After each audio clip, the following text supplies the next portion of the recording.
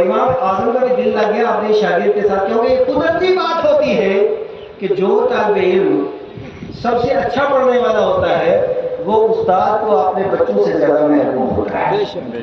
اب یہ تو ٹیچر بھی اچھے طریقے سے جانتے ہیں اور علماء بھی اچھے طریقے سے سمجھتے ہیں۔ اب قاضی ابو یوسف کے بچپن میں وہاں گئے، ایک دن دو دن چلے، ہفتہ جب گزرا، گھر کے اندر کچھ کھانے کے لیے نہیں۔ والدہ تڑپتے ہوئے آئی کہ میں بچے کا پیچھا کروں، جاتا کہاں ہے ہر دن؟ آگے گیا تو امام اعظم کے مدرسے میں، کہا بیٹا یہ کیا؟ میں تو تجھے کہیں اور کمانے کھانے کے لیے بھیجتی تھی، غریب تو خود یتیم ہے، کیسے گھر کا نظام چلے گا؟ جو بات سنی نا ماں بیٹے کی، امام نے پاس بلایا اور بلانے کے بعد ارشاد فرمایا، بڑی بھی کیا بات؟ کہا یہ ساری پوری کیفیت بتائی۔ کہا کوئی بات نہیں، اتنے پیسے آج کے بعد میں جیب سے دے دیا کروں گا، اسے دھوبی کے پاس مت بھیجو، اسے میرے پاس بیٹھو، یہ عالم دین بن جائے گا۔ سبحان اللہ۔ اور پھر آگے ارشاد فرمایا، بڑی بھی یہ بات بھی یاد رکھنا، ایک دن آئے گا تمہارا یہ بیٹا بادشاہ کے دسترخوان پہ بیٹھ کر کے چلغوزے کا حلوہ کھاتے کھائے گا۔ تو یہ ارشاد فرما دیا تو وہ رونے لگی، کہا دنیا مذاق کرتی ہے، آپ نے مذاق کر دیا، میرا بیٹا بادشاہ کے پاس بیٹھے گا، کہاں بیٹھے گا؟ بات آئی گئی ہو گئی۔ قاضی ابو یوسف پڑھتے رہے، امام اعظم ابو حنیفہ ان کے گھر کے خرچہ بھی چلاتے رہے۔ اور اس کے بعد ایک دن جب قاضی قضات بنے عالم اسلام کے ہارون رشید کے زمانے میں، تو ایک دن ہارون رشید نے کہا قاضی صاحب رات کو ہم کھانا کھاتے ہیں، جب دسترخوان دیکھا تو وہاں چلغوزے کا حلوہ دیکھا تھا، رکھا تھا، اور جو یہ دیکھا نا، دیکھنے میں قاضی صاحب رونے لگا، حضور روئے کیوں؟ وجہ کیا ہے؟ بادشاہ بھی ان کا ادب کرتا تھا، روئے کیوں؟ کہا آج سے 30 سال پہلے اس حلوے کی بشارت میرے استاد نے مجھے دے دی تھی۔ وہ تھے امام اعظم ابو حنیفہ رضی اللہ تعالیٰ عنہ، اور یہ قاضی ابو یوسف رحمہ اللہ۔ تو ہارون رشید کے زمانے میں وہ شخص آیا ہارون رشید کے پاس، قاضی ابو یوسف کے پاس، کہ حضور والا اب کیا کروں میں؟ بادشاہ نے دھمکی دی شام سے پہلے میرے ملک سے باہر نکل جاؤ۔ اب کہاں جاؤں؟ کہا کوئی بات نہیں، سیدھے جا کے مسجد میں بیٹھ جاؤں۔ کہا پھر کیا ہوگا؟ کہا یہ مسجد ایسی جگہ ہے جو کسی بادشاہ کی ملکیت نہیں ہوتی، یہ اللہ ہی کی ملکیت ہے۔ آپ جس وقت چلیں گے تو بادشاہ نے جب دیکھا، کہا نہیں یہ تیرے بس کی بات نہیں، کسی اور نے تجھے مسئلہ بتایا ہوگا۔ حضرت گرامی، تو مسجد یہ اللہ کا گھر ہے، یہ کسی کی ملکیت نہیں، اور یہ بات بھی یاد رکھیں کہ کچھ علاقے میں جاہل قسم کی کمیٹی ہوتی ہے اور جاہل قسم کے لوگ ہوتے ہیں، وہ ساری زندگی یہ کہتے رہتے ہیں دیکھو جی یہ مسجد ہماری زمین کے اندر ہے۔ اگر مسجد کی زمین کو اپنی زمین کہے گا تو مفتیان کرام کا فتویٰ یہ ہوگا کہ اس مسجد میں نماز تو ہو جائے گی لیکن مسجد کا ثواب نہیں ملے گا۔ اپنی مسجد سے باہر اس جگہ کو کرنا پڑتا ہے، تب جا کر کے وہ مسجد بنتی ہے اور تب مسجد کا ثواب ملتا ہے۔ آپ کی مسجد اللہ کا گھر ہے، بندہ اپنے گھر سے باہر نکلا، اللہ کے گھر کی طرف گیا، اور میرا رب فرماتا ہے وَلِلَّهِ الْعِزَّةُ وَلِرَسُولِهِ وَلِلْمُؤْمِنِينَ، رب عزت والا، اس کے رسول عزت والے، اور اللہ و نبی کا کلمہ پڑھنے والے سارے مسلمانوں کو اللہ نے عزت والا بنایا ہے۔ سبحان اللہ، سبحان اللہ، سارے مسلمان عزت والے ہیں۔ اور یہ بات دنیا کا ایک قاعدہ ہے نا، دنیا کا قاعدہ کیا ہے؟ عزت والا عزت والے کی عزت کرتا ہے، عزت والا عزت والا عزت والے کی عزت کرتا ہے۔ کیا مطلب؟ خود عزت والا ہوگا تب عزت کرے گا۔ اب جس نے کمینگی کے اندر PhD کی ہو اور جس نے گھٹیا پن کے اندر ڈاکٹریٹ کی ڈگری حاصل کی ہو، وہ عزت تھوڑے کرے گا، وہ تو اپنے پیر خانے کو بھی نہیں چھوڑے گا۔ جو رجسٹر کبھی نہ ہوگا وہ کبھی بھی کسی کی عزت نہیں کرے گا، لیکن اللہ نے جسے عزت و وقار کی دولت عطا فرمائی ہو وہ کبھی کسی کی بے عزتی کبھی کسی کی بے عزتی نہیں کرے۔ اور رب فرماتا ہے اللہ عزت والے اور اللہ کے رسول عزت والے، اور اللہ تبارک و تعالی اللہ اور اس کے رسول کا کلمہ پڑھنے والے سارے مسلمان عزت والے۔ سبحان اللہ۔ اب مطلب کیا ہوا؟ یہ آیت مبارکہ آپ نے ذہن میں رکھنا، اور معاشرے و سماج کے یہ قانون آپ نے ذہن میں رکھنا۔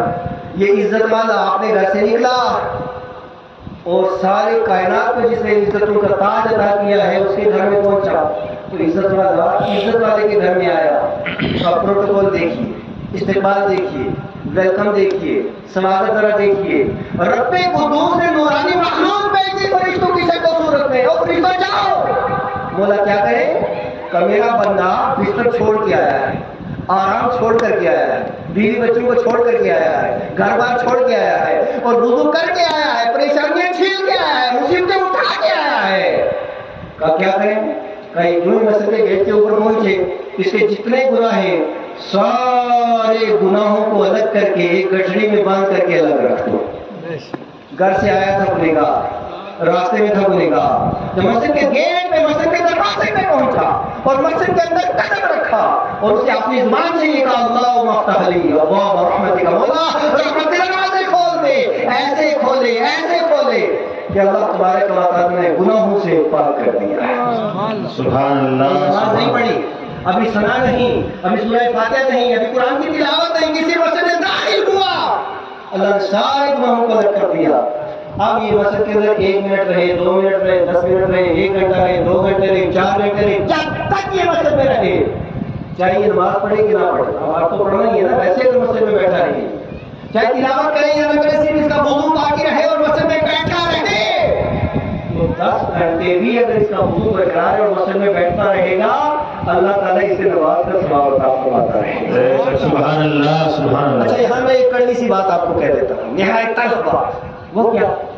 अरे हमारे लोगों को अगर कांटे चुभते हैं तो मस्जिद में, तकलीफ होती है तो मस्जिद में, जैसे ना जुमे का दिन आता है, हमें भी ये ज़माना हो गया जुमा पढ़ते पढ़ाते हो, तो जैसे अगर इमाम ने तकरीर करते करते 2-4 मिनट ऊपर कर दिया, मैं इस चीज़ का कायल नहीं कि इमाम ऊपर करे ना, अल्हम्दुलिल्लाह ना कभी करता हूँ, टाइम पे नमाज होनी चाहिए, अलग मसला है, लेकिन अगर कोई अहम मामला हो, इमाम ने अगर 5 मिनट लेट कर दिए, तो पहले तो घड़ियाँ होती थी, लेकिन मोबाइल तो सारी घड़ियों को खा गया। अब जनाब उसके बाद सारे मोबाइल निकल जाते, ये इमाम साहब ये क्या हो गया, 5 मिनट लेट हो गए। और वही बंदा जिसको मस्जिद से बाहर निकलता है, यहाँ देहातों में तो आबो हवा बिल्कुल साफ है ना, नहीं शहरों के अंदर आ गए, शहरों की इतनी गंदी नाली है जहाँ 10 मिनट बंदा खड़ा नहीं हो सकता। मेरी वालदा कभी शहर आती है, मैं उससे गुजारिश करता हूँ यहाँ रुक जाओ, तो वो यही कहती है इस बदबू मेरे के अंदर रुकना है। तो शहरों का माहौल बिल्कुल अलग है, ये गाँव के जो लोग हैं ना, इनका दिल शहरों के अंदर नहीं लगता। मैंने उन्हीं लोगों को देखा मस्जिद के अंदर जो 5 मिनट जिन्हें छुइया चुकती है, उन्हीं गंदी नालियों के ऊपर खड़े होकर के 1-1 घंटा बात करते रहते, ना कोई दिक्कत, ना दुश्वारी, ना परेशानी, सारी परेशानी मस्जिद के अंदर होती है। क्यों? असल मसला वो है, या मस्जिद में एक शख्सियत पीछे है, वो नहीं बैठने देती कि तू मस्जिद में बैठा रहेगा, अल्लाह तेरे गुनाह माफ फरमाता रहेगा, तू मस्जिद में बैठा रहेगा, तुझे नेकियां मिलती रहेगी, इस वजह से नहीं बैठने दिया जाता, निकलते हैं मस्जिद से। और जब निकलते हैं तो आप ये बंदा आ गया मस्जिद के अंदर और देखो रूए जमीन पे मस्जिद ऐसी चीज है, हाय मस्जिद क्या शान है मस्जिद की, मस्जिद तो पाक घर है ना अल्लाह का। अब इस पाक घर के अंदर बंदा जिस वक्त आकर के बैठ जाता है, तो एक मिसाल अक्सर मैं आपकी तकरीर में देता हूँ, असोबत मुअस्सिरा, सोबत असरअंदाज होती है। कैसी असरअंदाज होती है? जैसी सोबत होगी ना बंदा वैसा बन जाता है। नेक आदमी है ना, निहायत गंदे किस्म के लोगों में बैठेगा, उम्मीद करना सुबह अरसे के बाद गंदा हो जाएगा। एक अक्लमंद आदमी वो गधों की सोबत में रहेगा, वो भी गधा बन जाएगा। इसलिए अच्छे लोगों को चाहिए कि घटिया लोगों के साथ ना चले। अच्छे लोग घटिया लोगों के साथ अगर चलेंगे तो कुछ अरसे बाद इनके ज़हन के अंदर भी घटियापन आ जाएगा। अब सोबत सालेह तुरा सालेह कुनत और सोहबत तालिक तुरा तालिक कुनत, अच्छों की सोबत इंसान को अच्छा बना देती है, नेकों की सोबत इंसान को नेक बना देती है, और बुरों की सोबत बंदे को बुरा बना देती है। अब देखिए आपका बच्चा, हम और आप जब मस्जिद में आए, यहाँ सोबत किसकी है, संगत किसकी है, महफिल किसकी है, मजलिस किसकी है? तो मस्जिद चाहे कच्ची हो के पक्की हो, छोटी हो के बड़ी हो, जामे हो के मोहल्ले की मस्जिद हो, हर मस्जिद के अंदर सुबह से शाम तक फरिश्ते रहते हैं और शाम से सुबह तक फरिश्ते रहते हैं। बज़ाहिर मैं और आप मस्जिद में बैठे हैं और हकीकत में हम फरिश्तों के साथ बैठे हैं। और सोबत फरिश्तों की, संगत फरिश्तों की, महफिल फरिश्तों की, और फरिश्ते गुनाह नहीं कर सकते हैं, फरिश्ते झूठ नहीं बोल सकते हैं। फरिश्तों को अल्लाह ने गुनाहों से पाक बनाया है, ताहिर बनाया है, और इन फरिश्तों के साथ जब बंदा मोमिन बैठ जाता है, अल्लाह उसके दिल को भी साफ करता है, अल्लाह उसके दिमाग को भी साफ कर दिया करता है। मैं आपसे याद करूँ, नमाज के बगैर कोई चारा नहीं, कोई गुजारा नहीं। देखो एक बात साफ तौर पे मैं आपको कहता हूँ, हम 11वीं शरीफ देते हैं, बोलो देते हैं ना, चौथा 15वां 40वां करते हैं, कोई अल्लाह का क्योंकि हर का ही मसला है, कोई भी नहीं से जा सकता है, करते हैं, करते रहेंगे। महफिल मिलाद